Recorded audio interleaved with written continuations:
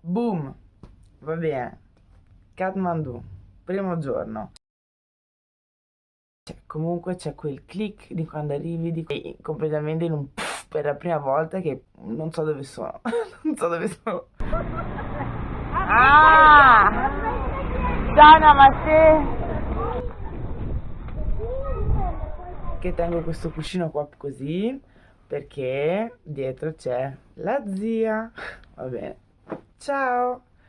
Ti nascondo, zia, così non ti si vede nel video. No, tranquilla, ti metto il cuscino. Privacy. Quello di cui parlo questa volta è le impressioni di un viaggio organizzato.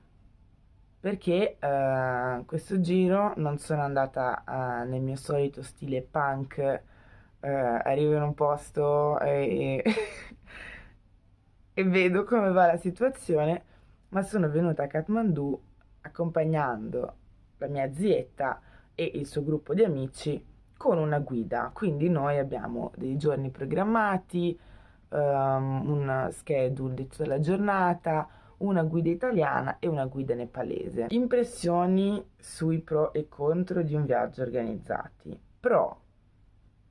Boh, sinceramente testa molto più leggera, non devi pensare ogni giorno cosa fai, dove mangi, dove dormi, cosa stai facendo. Quindi molta meno responsabilità, che da un lato ci sta. Prima volta in un paese tipo Nepal, figo dal punto di vista di come si fa il visto, dove vado a cambiare i soldi, un po' di quelle direzioni proprio burocratiche, dici easy, mi spiegano come si fa, così la prossima volta me lo faccio da sola e no problem. Dal punto di vista di informazioni, molto più accesso a informazioni che altrimenti non avrei mai avuto o non avrei mai avuto così in fretta. Non sarei mai andata il primo giorno a visitare il palazzo della casa reale. E invece è stato molto interessante perché questo mi ha dato accesso a tutta una serie di informazioni a livello storico e sociologico del Nepal che altrimenti non avrei avuto. L'idea di andare in dei posti e anche prendermi una persona del posto che mi mostra una serie di cose, mi dice un paio di cose, sinceramente questa la tengo nel cassetto. No, guarda, noi la giornata iniziamo alle 4-5 di mattina, alle 5 e mezza siamo a casa, noi donne facciamo così, il puntino è per questo, il puntino è per quello, ah ma guarda che questo venditore ti ha detto questo costa troppo, questo costa troppo poco, quindi questo figo, good. E qua c'è un po' il hub protettivo del gruppo che dici, boh, se mi perdo, se non ho il telefono carico, se perdo un biglietto, se mi viene 40 di febbre, still ok. Non è il mio stile. Nel senso che comunque penso che un viaggio organizzato sia molto veloce, quindi ogni giorno hai, vedi questo museo, vedi questa piazza, mangi in questo posto, poi bam, ti sposti, bam, ti porti in un altro posto, vedi questo, vedi quello, dan dan dan, e penso che questo veramente non sia il mio stile. Ma vedo come me mi viene da stare in strada 7 ore, mi sono fatta già gli amici del Nepal, il venditore fa, oh, tu vieni in my country, io vengo in your country, l'altro, ah, ma questa è la freeway, ah, you dreadlock, bring my stone, ah, you can buy my stone and we can become friends, da da da da. And then vado a fumare una sigaretta mentre siamo al ristorante un po' europeo, no, che a me mi girano, cioè mi girano un po' i coglioni anche, no, nel senso vorrei andare in uno di quei localini piccoli, eh, senza luce, capito? A mangiare le tre patate che il momo che mi fa il ragazzino della strada, invece no, vai un po' nel posto che è stato deciso, bla bla bla, e vado giù a fumare una sigaretta da sola e bam, conosco l'amico del caffè e boom, poi porto tutti quanti a bere il caffè, quindi vedo che sicuramente è uno stile di viaggio che non è il mio, nel senso che avrei molta voglia più di vivermi la realtà della vita con le persone e anche un po' penso un clash di mentalità. Cioè una persona, no? Siamo abituati a viaggiare da soli, a vedere tante cose, ma non solo grandi viaggi, ma anche solo in Europa o in Italia, ovunque, anche il nostro paese, tante realtà diverse, dallo squat alla foresta occupata alla comunità alla vita di strada, alla vita da ricchi, a insomma inizia a vedere tante cose. Secondo me questa cosa del giudizio che nasce da una posizione identitaria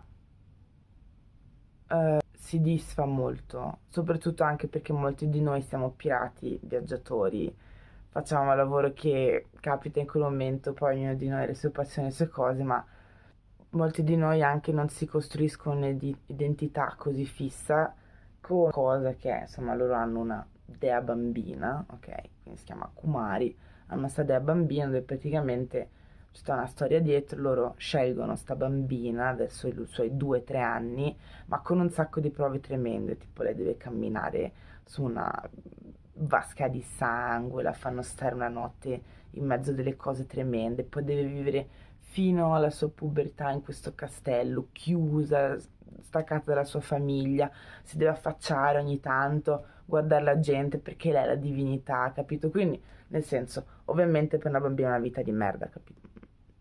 Poveretta, no? Finisce lì, cioè nel senso dici, cavolo, guarda come mi sciocca questa cosa, cioè vedo questa realtà così diversa che mi fa sorgere dentro di me un Madonna, chissà come se la vive sta bimba, ma allo stesso tempo non sono di questo paese, cioè, non conosco quello che sta succedendo e magari veramente ci sono delle entità divine che sono attorno a questa bambina e magari questa bambina è felicissima. Io non lo so.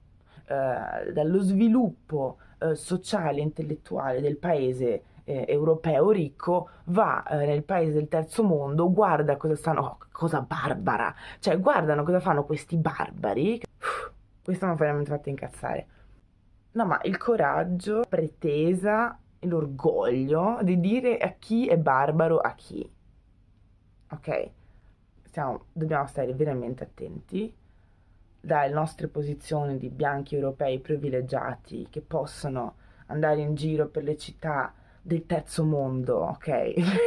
Cioè, parliamo così, a fare le fotografie come se fossimo in uno zoo, ok? Io la prima, il tuo giro, cerca di rimanere umile, guarda le cose che puoi vedere, arricchisciti la tua vita, vedi quello che puoi imparare, vedi se lo puoi restituire al mondo, ma questa cosa di andare a giudicare chi è giusto, cosa è sbagliato, cosa è barbaro, cosa non è barbaro, veramente, secondo me questo ce lo dobbiamo togliere.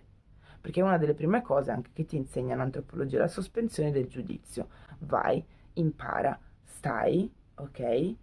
E dopo, ma dopo che hai vissuto, prima di portare noi privilegiati europei e tutto quanto a fare un viaggio, dovrebbero farci dei corsi di formazione, ok? 3 ore online, 2 incontri di atteggiamenti basi per viaggiare, le basi dell'antropologia culturale, va bene? Basi morali per accedere a un'altra cultura. Poi Kathmandu in generale, bah, un bordello. La fatica di dire di no ai venditori, questa è enorme, veramente, vengono lì, ti sbattono queste cose davanti, no? E tu gli dici, ma tu pensi che io sia ricca, ma non è vero. Tu pensi, gli ho detto a un certo punto, sister, you think I'm rich, but it's not true, like, stop it, you know? Quindi ho deciso che domani porterò anche io le mie cose da ambulante da strada e la prossima volta che mi vengono a chiedere se vogliono comprarmi qualcosa, gli dico faccio tu vuoi comprare? Quindi se ho detto ma facciamo lo stesso lavoro, stai sereno, nessun problema. Ma veramente pesanti, veramente pesanti. È fichissimo questa cosa del buddismo e l'induismo che convivono. Cioè, siamo tutti lì a dire no, perché il buddismo, a differenza tra il buddismo e l'induismo, no, perché i buddisti fanno questo, gli induisti fanno quello. Siamo tutti là a dover etichettare e dire chi da quale parte, non ne frega un cacchio. Loro hanno il loro tempio induista con dentro le statuine buddiste, hanno il loro tempio buddista con dentro le statuine induiste, vanno i buddisti e gli induisti, danzano, fanno i loro rituali tutti insieme e sono tutti felicissimi.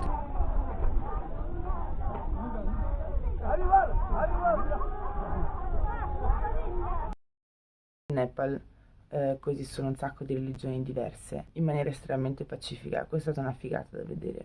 Buddismo e induismo che veramente ispira a leggere insieme in una maniera incredibile. Tutto sacro, cioè boh, vai in giro nella città, c'è uno stupo di qua, un tempio di là, il piccolo tempio fuori da casa. Alla fine la religione e la spiritualità ti danno un punto di vista diverso sulla realtà che stai conducendo, sulla vita che tu stai conducendo, sull'idea che hai di te stesso. E penso che anche lei diceva, no, a metà della nostra vita noi la passiamo pregando. E penso che vivere una vita con il continuo reminder, con la continua consapevolezza che questa vita in realtà è un flash, è uno sputo rispetto a una realtà che è molto più ampia ed è molto più complessa.